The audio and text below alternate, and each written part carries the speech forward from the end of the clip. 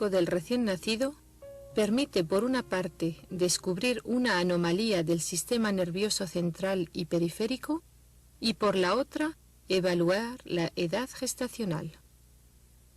Está influido por el estado de vigilia y la edad gestacional del recién nacido. También desempeña un papel el intervalo de tiempo entre tomas. Idealmente, en un recién nacido amamantado cada 4 horas, el examen debería realizarse 3 horas después de la última toma. El estado de vigilia se define teniendo en cuenta los 4 parámetros siguientes: apertura de los ojos, respiración, motricidad espontánea y vocalización. Brazelton ha definido 6 estados de vigilia. El estado 1 corresponde al sueño profundo. La respiración es regular y no hay movimientos. El estado 2 corresponde al sueño ligero que se acompaña de movimientos oculares. El niño está hipotónico y la respiración es irregular. El estado 3 corresponde al estado de vigilia tranquilo. Los ojos están cerrados o entreabiertos, la actividad es débil. El estado 4 corresponde al estado de vigilia con algunos movimientos. Los ojos están abiertos y el recién nacido está alerta. El estado 5 corresponde al estado de vigilia con abundancia de movimientos. El estado 6 corresponde al estado de vigilia que acompaña al llanto del recién nacido. Para que sea fiable, el examen neurológico debe efectuarse en el curso de los estados 3 y 4. El examen neurológico consta de la observación sucesiva, del tono, la postura y la motricidad, de los reflejos osteotendinosos, de los reflejos arcaicos y de las funciones superiores que abarcan la visión, la audición y el comportamiento. Antes de iniciar el examen, es útil recordar algunas nociones teóricas. El tono es el estado de tensión de un músculo. Se distingue entre tono activo y tono pasivo, pudiendo existir anomalías selectivas de cada uno de estos 2 tonos. La evaluación del tono pasivo se basa en la búsqueda de la extensibilidad de los diferentes segmentos y más secundariamente en el balanceo de las extremidades. Se trata de una respuesta de la musculatura al estiramiento. El tono se mide por el ángulo formado entre 2 segmentos o en relación con una referencia anatómica. El tono activo representa las actividades motoras, es decir, la respuesta activa del recién nacido a una estimulación. Se observa en el tronco y la cabeza. El tono evoluciona desde una hipotonía generalizada en el prematuro hasta una hipertonía fisiológica, sobre todo en las extremidades, en el recién nacido a término. El examen neurológico comienza por la apreciación del tono y la postura en decúbito dorsal. Cada uno de los 10 signos neurológicos incluidos en la puntuación de maduración de Dubovitz se simbolizan por un icono y serán abordados sistemáticamente. Aquí vemos la postura de un niño a término. Las 4 extremidades están flexionadas. La evaluación del tono pasivo se efectúa mediante maniobras diferentes. El square window o flexión de la mano sobre el antebrazo. Se mide el ángulo formado por la palma de la mano y el antebrazo en el momento de una flexión palmar. La flexión dorsal del pie. el pie se flexiona sobre la pierna y se mide el ángulo formado por el pie y la cara anterior de la pierna. La tracción del brazo. Se agarra la muñeca y se levanta el brazo hasta que el examinador perciba una resistencia al estiramiento del brazo del niño. Se mide el ángulo de flexión a nivel del codo. El retroceso del brazo. Los dos antebrazos se flexionan sobre los brazos para conseguir una relajación. Seguidamente se extienden sobre el plano de la cama y se aflojan rápidamente. Se observa el retroceso del antebrazo. La tracción de la pierna. Una de las manos sujeta el abdomen, mientras que la otra agarra el tobillo del recién nacido y levanta la pierna. Se mide el ángulo de flexión a nivel del hueco popliteo. El retroceso de la pierna. Se coloca una mano sobre el abdomen. Las extremidades inferiores se flexionan sobre el abdomen. Seguidamente, se estiran y aflojan las piernas rápidamente. Se observa el retroceso de las extremidades inferiores. El ángulo popliteo. El muslo se flexiona y se mantiene sobre el abdomen. La otra mano del examinador ejerce una presión detrás del tobillo para extender la pierna. Se evalúa el ángulo entre el muslo y la pierna. Prueba talón-oreja. Se desplaza el pie lo más cerca posible de la oreja. Signo del cabestrillo. Se estira la mano en dirección del hombro opuesto. Se registra la posición del codo en relación con la línea mediana. También se observa el balanceo de las extremidades sacudiendo las manos y los pies sujeto por las muñecas y los tobillos. Se observa la amplitud del movimiento provocado. El tono activo se evalúa gracias a la maniobra del control de la cabeza en posición sedente que nos permite observar el control de la cabeza y verificar los flexores de la nuca. Con el niño en decúbito supino, el examinador agarra sus muñecas y le obliga a sentarse. El movimiento que se imprima no debe ser demasiado brusco ni demasiado lento. La contracción de los flexores produce el desplazamiento de la cabeza hacia adelante, desplazamiento activo que tiene lugar antes de que el tronco haya alcanzado la posición vertical. Normalmente, el desplazamiento de la cabeza se efectúa dentro del eje corporal. La posición sentada permite la observación de los músculos extensores y flexores de la nuca. Cuando se flexiona la cabeza sobre el tórax, se activan los músculos extensores, mientras que cuando la cabeza se deflexiona, son los flexores de la nuca que permiten su enderezamiento. En el niño a término, el tono de los músculos flexores y extensores se equilibra gradualmente y el niño puede mantener su cabeza algunos segundos en el eje. La suspensión ventral explora el tono de los músculos dorsales. Se observa el redondeo del tronco. Seguidamente, se coloca al recién nacido en decúbito ventral, los brazos a lo largo del cuerpo.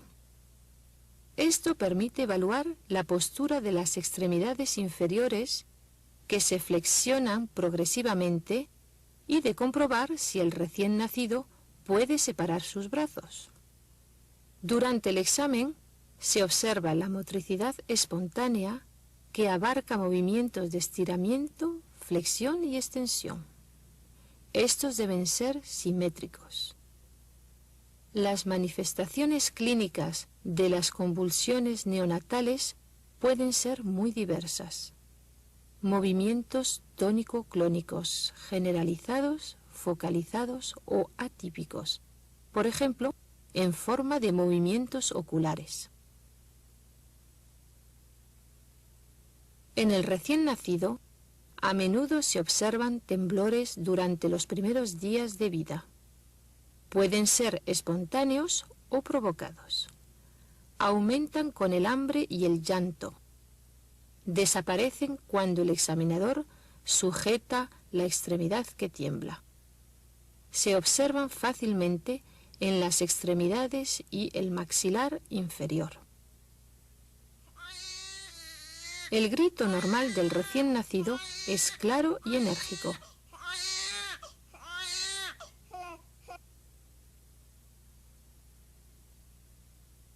Los reflejos osteotendinosos se exploran a nivel rotuliano, bicipital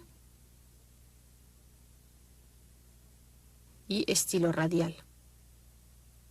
Se busca también un clonus del tobillo que consiste en una sucesión rítmica de flexión-extensión del pie sobre la pierna.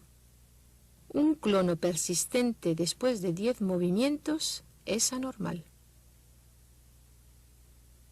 Los reflejos arcaicos son automatismos motores vinculados con la inmadurez del cerebro. Estos reflejos se encuentran ya en el prematuro, aunque su expresión se perfecciona con el refuerzo del tono. El arco reflejo es desencadenado por una estimulación sensorial o muscular. Los reflejos arcaicos desaparecen durante los primeros meses de vida, en el momento en que entran en función las vías inhibidoras procedentes del córtex. Los principales reflejos que deben explorarse son los siguientes. El reflejo de Moro se desencadena por una extensión brusca de la cabeza. Para ello, el examinador sujeta la espalda y la cabeza del niño y a continuación deflexiona bruscamente la cabeza. El niño responde primero con una abducción de los brazos y una apertura de las manos, seguidas de una flexión de los antebrazos. Es la maniobra del abrazo. Y finalmente con un grito.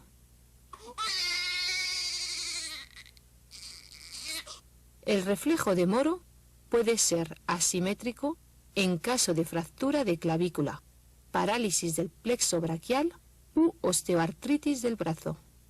Se efectúa al final del examen, dado que desencadena el llanto del niño.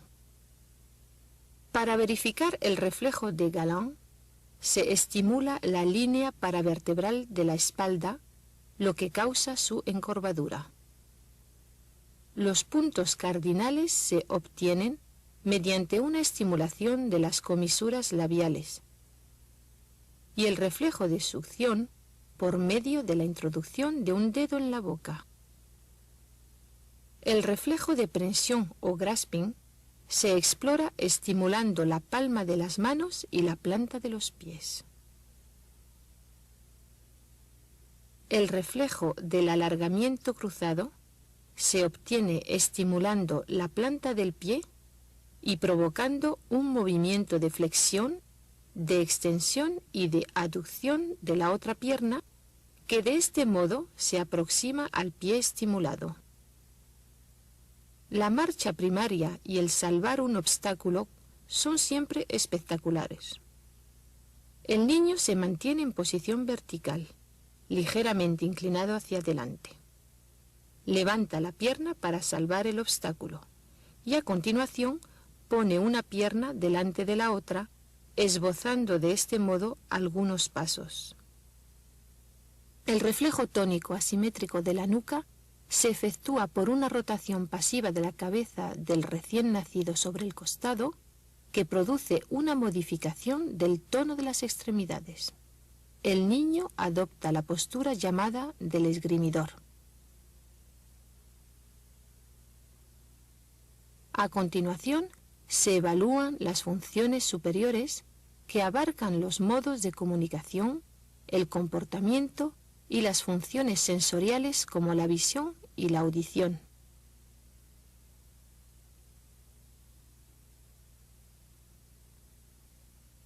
La apertura de los ojos puede ser provocada por la succión.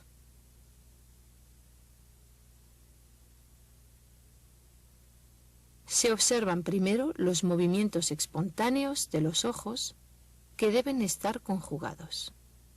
La exploración del entorno se realiza a menudo por sacudidas. Se busca un estrabismo por estudio del reflejo de una fuente luminosa sobre la córnea. Este se centra normalmente sobre la pupila. La orientación visual se aprecia desplazando un objeto coloreado dentro del campo visual. Se busca, en primer lugar, la obtención de una fijación de la mirada del recién nacido, colocando la borla roja a una distancia de 20 centímetros. A continuación, se observa el seguimiento visual desplazando 90 grados la borla horizontalmente, con retorno sobre la línea mediana y a continuación verticalmente.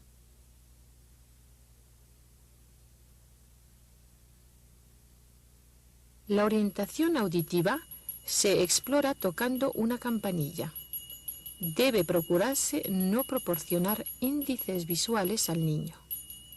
El recién nacido debe girar progresivamente la cabeza y los ojos hacia la fuente sonora.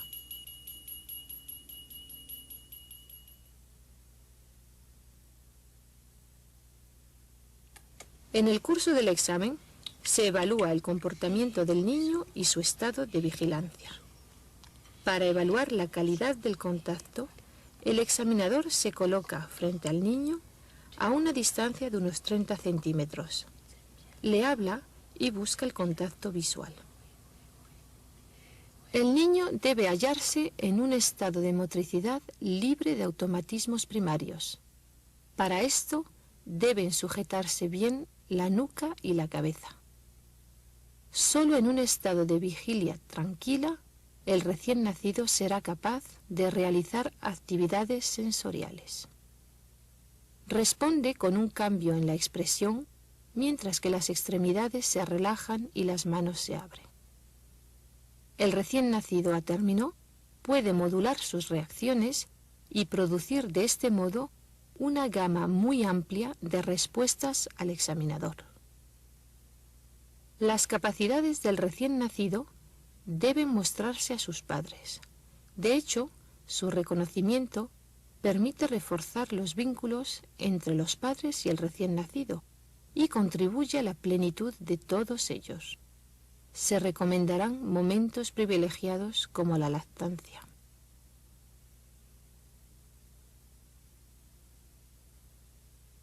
Durante mucho tiempo, los recién nacidos se han caracterizado únicamente según su peso al nacer. El concepto de edad gestacional ha tardado mucho en imponerse, a pesar de la evidencia de su correlación con el grado de maduración.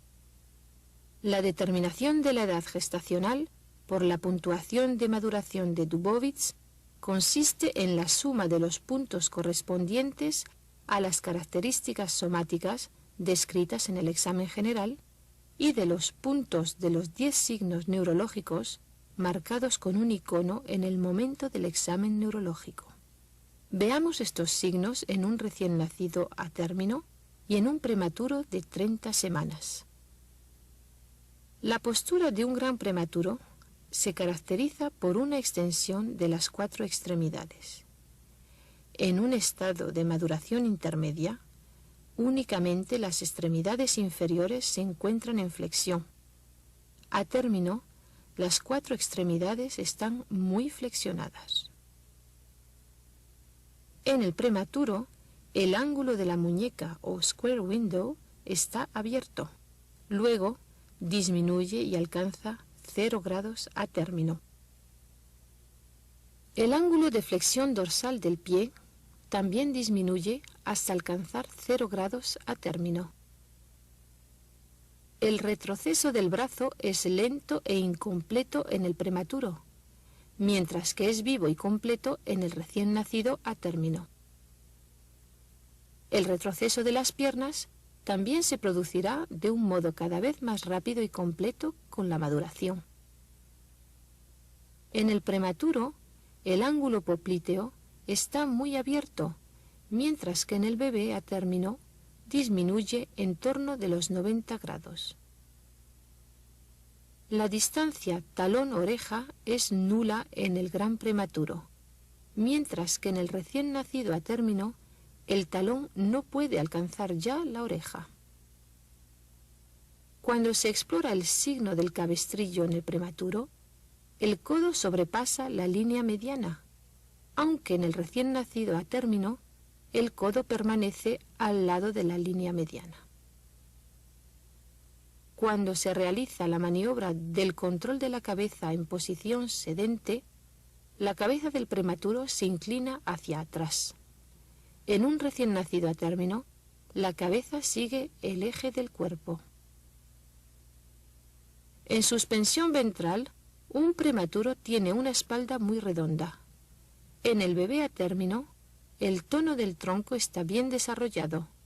La espalda está ligeramente encorvada y la cabeza se sitúa dentro del eje del cuerpo.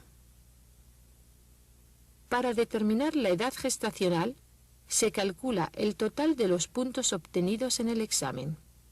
En nuestro recién nacido a término, la puntuación de maduración somática es de 31 y la puntuación de maduración neurológica es de 26. Por consiguiente, la puntuación total es de 57.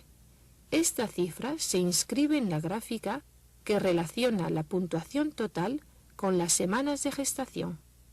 Por lo tanto, nuestro recién nacido tiene una edad gestacional de 40 semanas. El conocimiento de la edad gestacional y del crecimiento permite determinar diferentes categorías de recién nacidos de riesgo. Veamos algunas definiciones. En relación con la edad gestacional, un prematuro es un niño nacido antes del final de la semana 37 de gestación o antes de 259 días, y un recién nacido postmaduro es un niño nacido después del final de la semana 41. Por consiguiente, el plazo normal se sitúa entre las semanas 38 y 41. En relación con las curvas de crecimiento, el retraso de crecimiento intrauterino se define por un peso inferior al percentil 10. Un recién nacido macrosómico tiene un peso superior al percentil 90. Los niños de madres diabéticas son a menudo macrosómicos.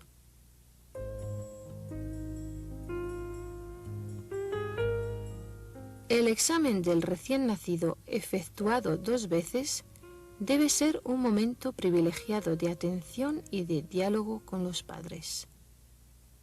Después del nacimiento, tiene como objetivo, por una parte, el evaluar la adaptación a la vida extrauterina y detectar los signos de una patología neonatal, y por otra, el verificar la integridad morfológica, la maduración y el crecimiento intrauterino. Así, la identificación de factores de riesgo permite instaurar rápidamente una vigilancia y un tratamiento apropiado. En las conversaciones con los padres se habrá recomendado la lactancia materna. Antes de la salida de la maternidad, se controlará además el crecimiento postnatal y la instauración de un esquema de alimentación adecuado. Se verifica que el test de Guthrie se haya efectuado y que el suplemento de vitamina D se haya prescrito. En un segundo examen, las capacidades sensoriales del recién nacido se muestran a los padres con el fin de favorecer el establecimiento de lazos afectivos indispensables para el completo desarrollo del niño.